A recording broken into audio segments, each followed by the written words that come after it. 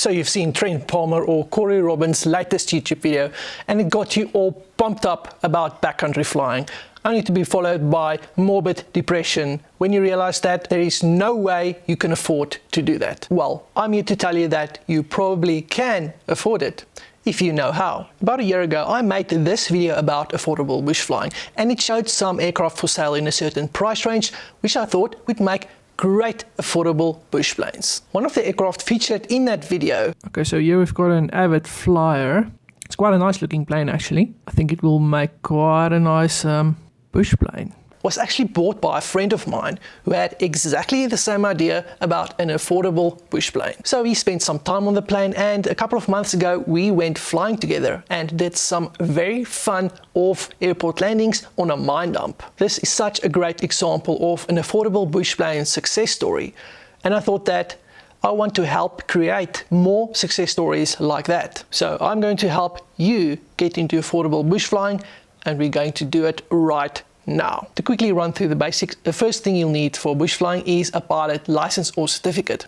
A private pilot license is great, but not actually necessary for bush flying. In South Africa, you can do this with a national pilot's license, and in the United States, you either need a recreational pilot certificate or a sport pilot certificate as a minimum. Then this is where the fun starts. You'll need a suitable bush plane. You may not be surprised to hear that one of the best options for an affordable bush plane is an older Kitfox, specifically the Kitfox 3 or 4. The idea is you buy the plane for cheap and then upgrade it over time, while using it as a bush plane from day one. Now, along the same vein, to get the absolute best bang for your buck in South Africa, the absolute best option, in my opinion, is to buy an old KFA Bush Baby. What makes them great is all the standard upgrades and support available for them locally from the manufacturer. So whatever upgrade you want, chances are KFA has it available already. We'll get back to upgrades you may want to consider later in the video. Old Bush Babies, like the Kitfox 3, are examples of light sport aircraft bush planes that actually flies well with the Rotax 582 due to their low weight. And you can usually get one of these powered by a Rotax 582 engine at a very low price.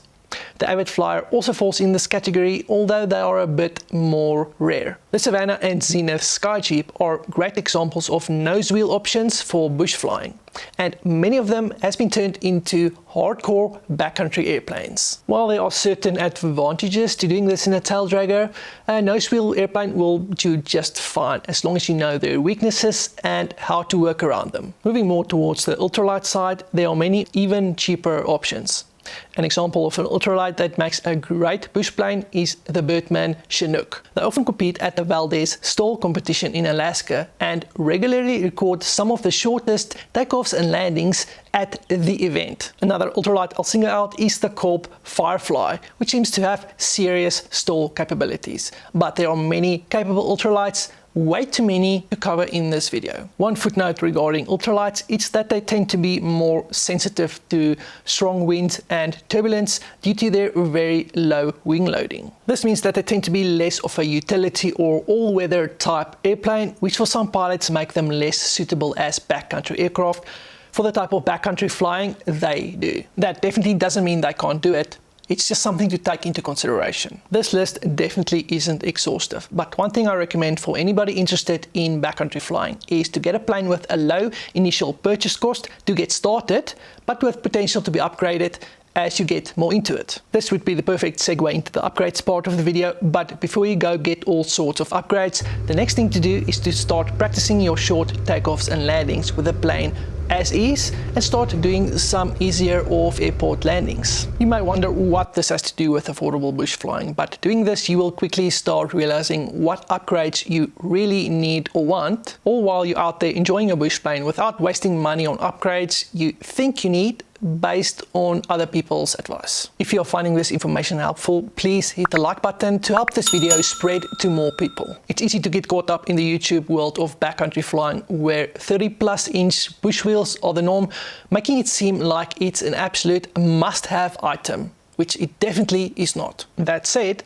bigger tires are extremely useful, and the first upgrade we got was our 22-inch Aero Classic bush tires. Now, next to those 30+ inch bush wheels, these certainly seem small, but they're the perfect budget bush tire. Their larger circumference allows the aircraft to roll over bigger bumps and rocks, and when run at lower pressures, absorbs a lot of impact from rocks and harder landings, which also take a lot of stress and shock away from the landing gear. Another benefit not everybody realizes immediately is that larger wheels actually increases the deck angle of your plane, meaning its stance on the ground gives it a higher angle of attack, which slightly shortens your maximum performance takeoff distance. That said, bush wheels are by no means required for bush flying, and if you look at my latest off-airport adventure video, you'll see that my friend who joined me didn't have big bush wheels. The takeaway here should be that you can still do a lot of bush flying on smaller tires, as long as they are not too small. The next thing you should consider is putting micro vortex generators, or VGs,